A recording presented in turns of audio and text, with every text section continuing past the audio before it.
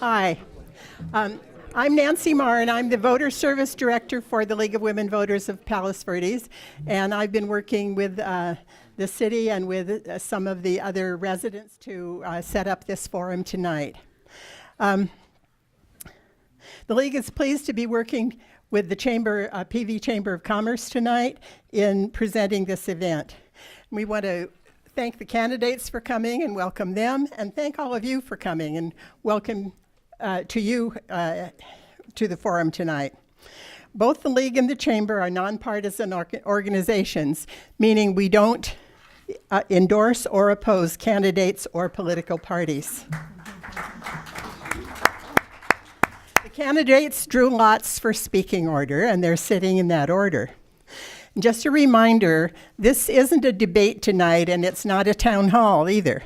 It's just a forum where the candidates' ideas are shared with you, the audience. I also want to note that our two people who are reviewing questions tonight are Karen Baresh, raise your hand, Karen, who is the president of the Palos Verdes League of Women Voters, and Eileen Hupp, who is the executive director of the Palos Verdes Peninsula Chamber of Commerce. We do have 3 cameras filming tonight. They are here independently. They are not associated with either the League of Women Voters or the Chamber. There are 2 homeowners groups and an independent filmer. And now I would like to introduce our moderator for the evening, Linda Herman. Linda is on the board of the League of Women Voters of Palos Verdes. She is a past local president and a past state president and has a lot of experience as a moderator, and she will be conducting the forum tonight. Thank you.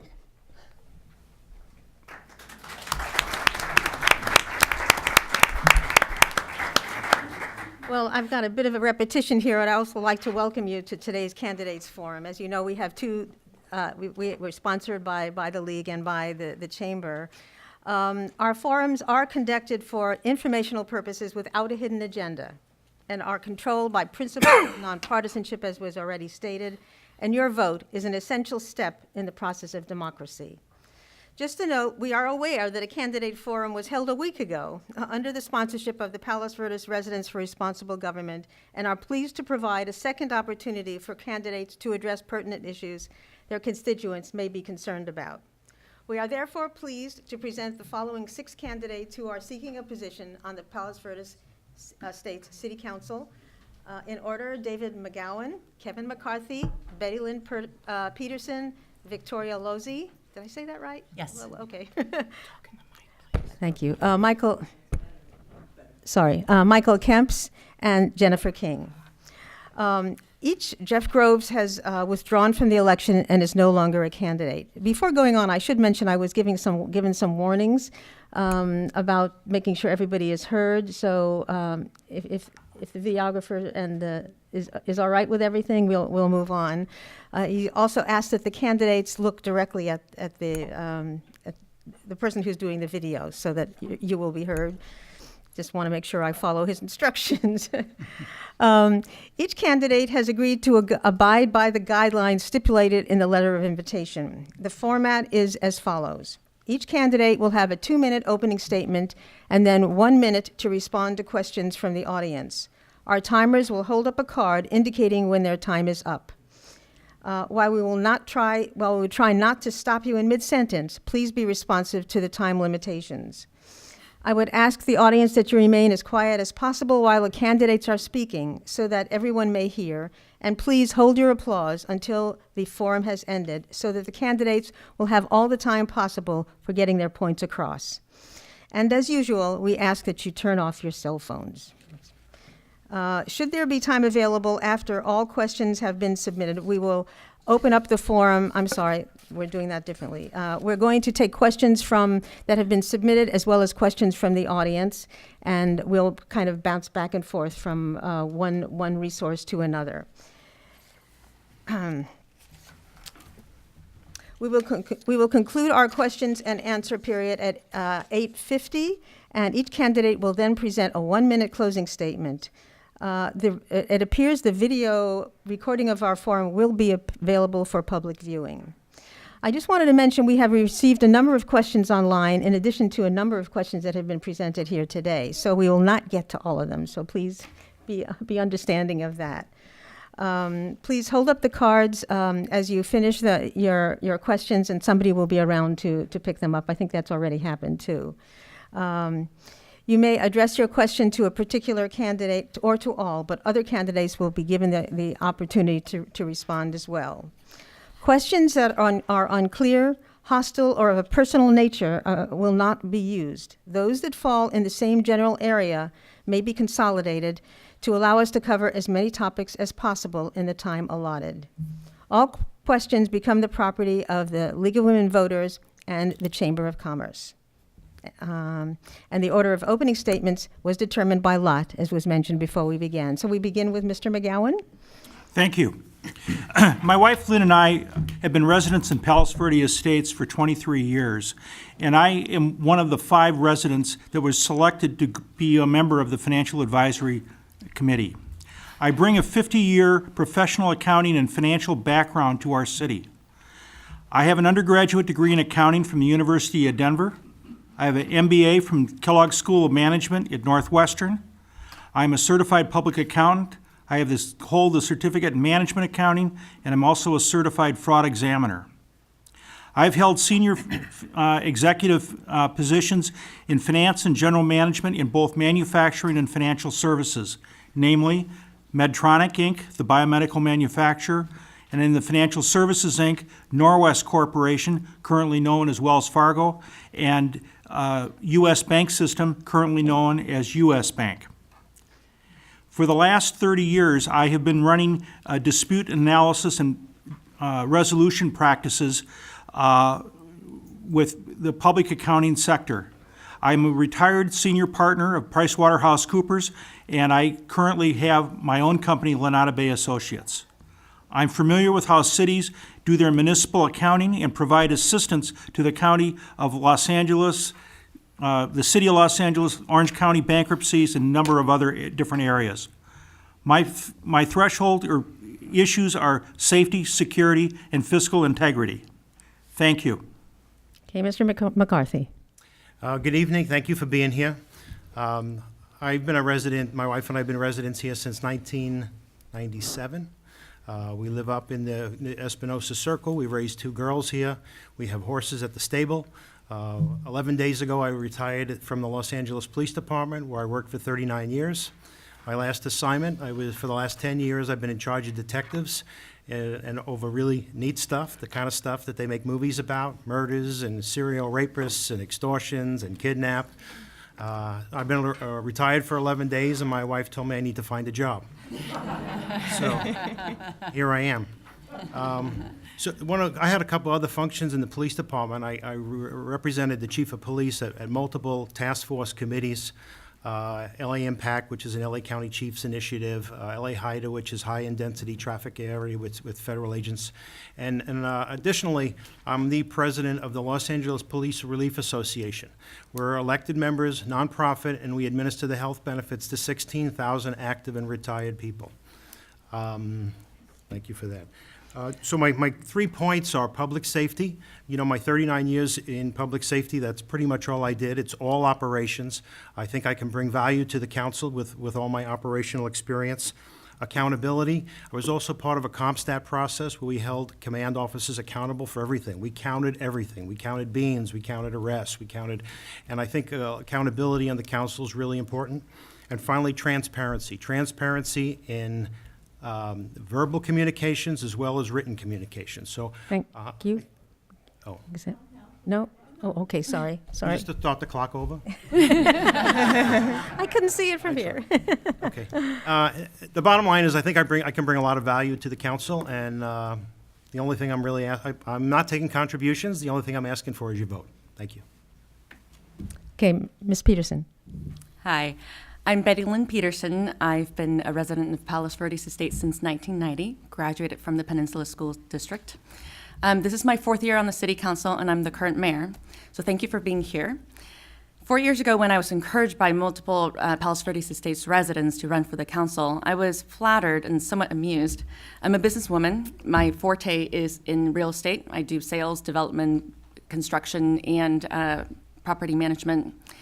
Public service was not in my trajectory, but after giving it some serious thoughts, I thought this aligns with my purpose, that I wanted to contribute back to the society, and also, this is my big why. I wanted to make a difference. So I threw my hat in the ring with no other contenders. The election was actually canceled. So as the mayor, my goal was, and still is, to rebuild this community. I'm the unifier. We've been through some rough waters these last 4 years. The city council inherited the Parklands lawsuit. The city council, blindsided by the naysayers and skeptics, we lost Measure D. The city council, after losing Measure D, urgently and carefully put Measure E back on the ballot, because without Measure E, we would have been bankrupt. Let me say that again, we would have been bankrupt. As part of my initiative to rebuild the community is to promote dialogue. I started doing monthly walk and talk with the mayor, and also to promote our local businesses. I started monthly PBE Eats with the mayor. But one of my most proudest accomplishment was actually to settle the Parklands lawsuit. Because being in 14-hour mediation and encouraging parties to come to a resolution when there's so many strong personalities at the table was an art form. And being mentally tougher and wanting to make sure that what we do is the right thing for our residents is dedication and seeing the big picture. This is why I deserve your vote on March 5th. Sorry, or a day earlier. Thank you very much. Ms. Losey? Hi, I'm Victoria Losey, and in case you didn't know, I'm your current city treasurer. Serving as city treasurer, combined with my 30-year career in corporate banking, I believe that makes me experienced enough to be an effective city council member.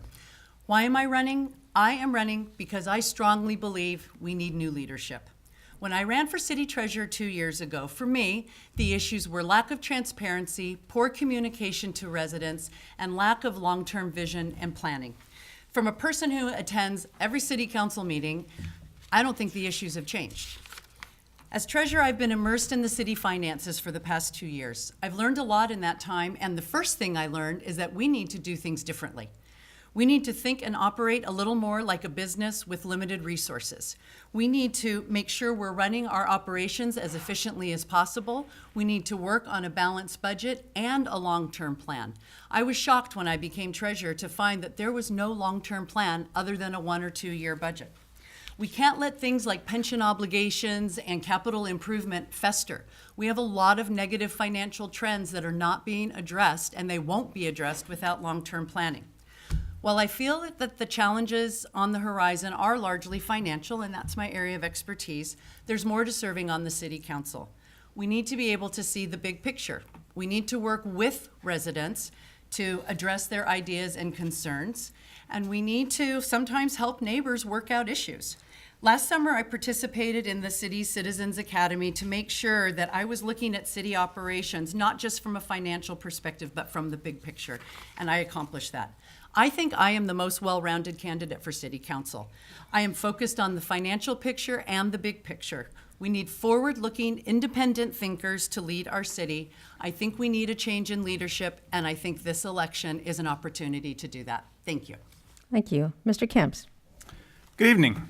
My name is Michael Kemps. I've been married to my wife Gemma for 23 years, and at 17 years old, I launched a technology firm that spans 3 cities.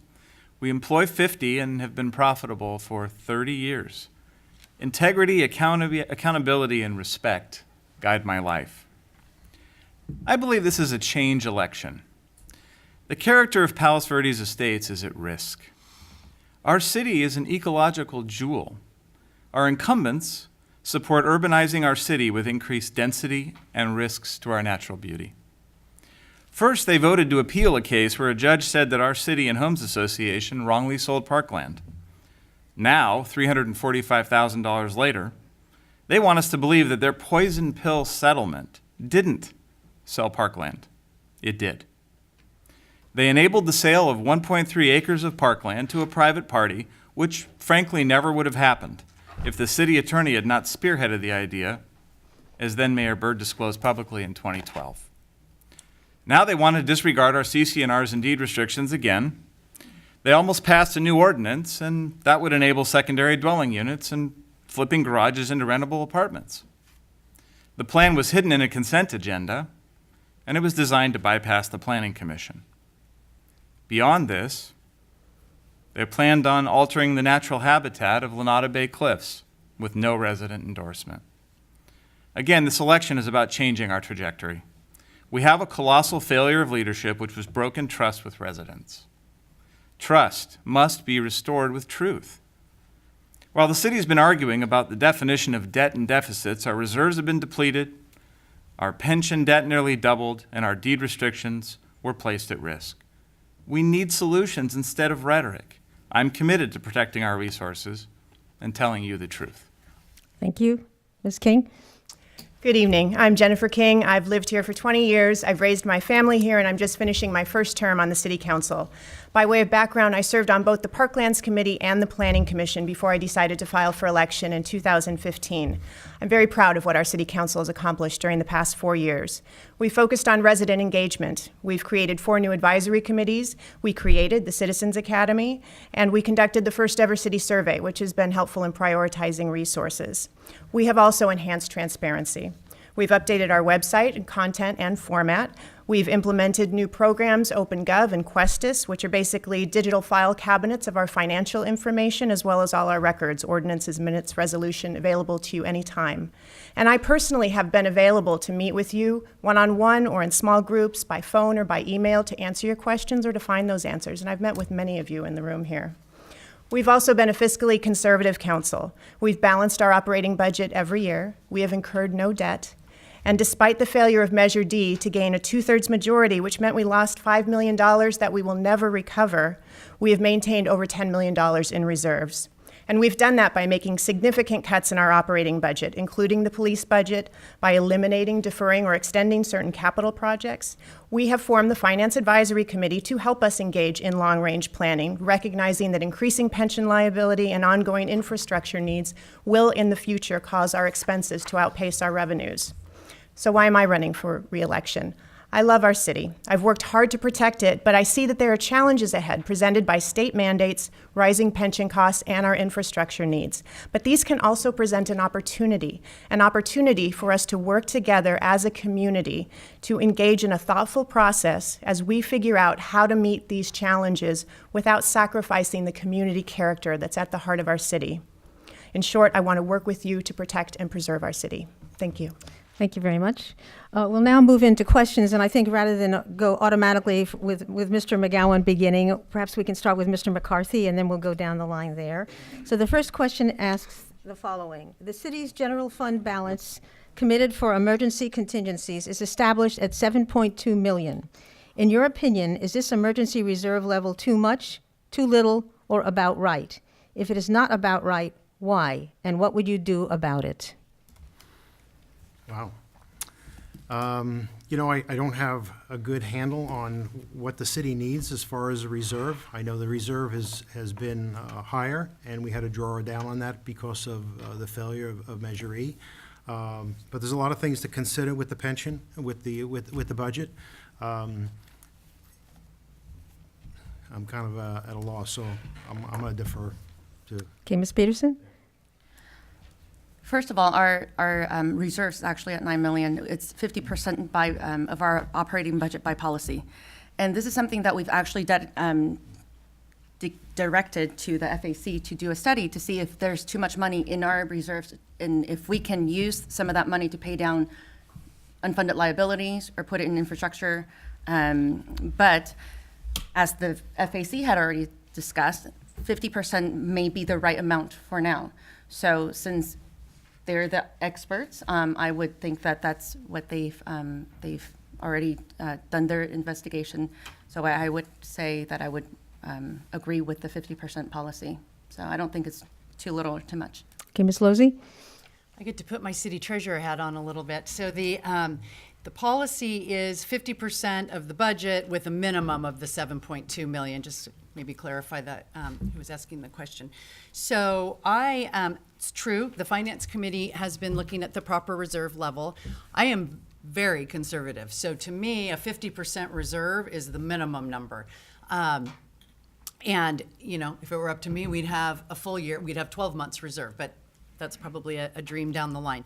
My issue with this topic is that I think there's a little bit of testing by the city manager and city staff, and maybe a little bit on the current city council, wondering if we can't reduce that reserve level so maybe they can grab some money to do something else, and I would be opposed to that.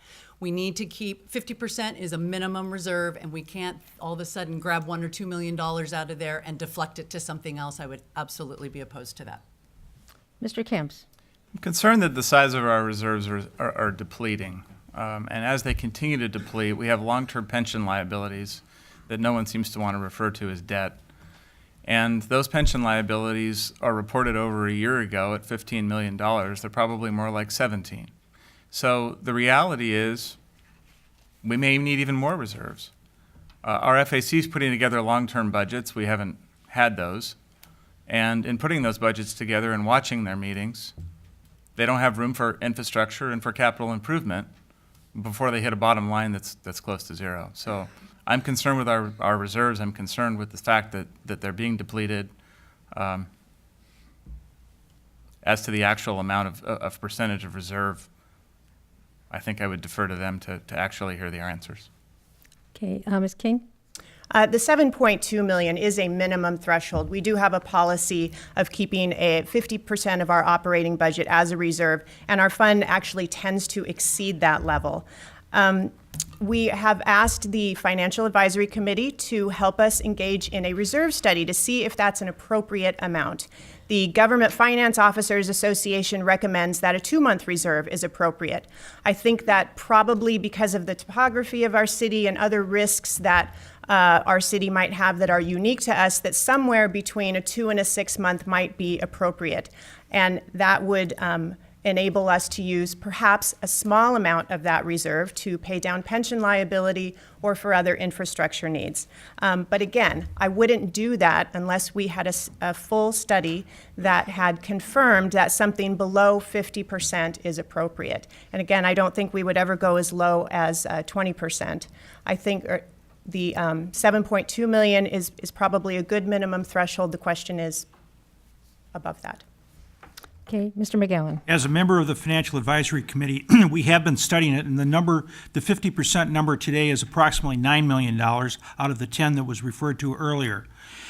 We are still having a very difficult time having excess cash from our general fund in order to fund our infrastructure needs, the capital improvement fund, or have money available to pay down any of the accrued unfunded liabilities.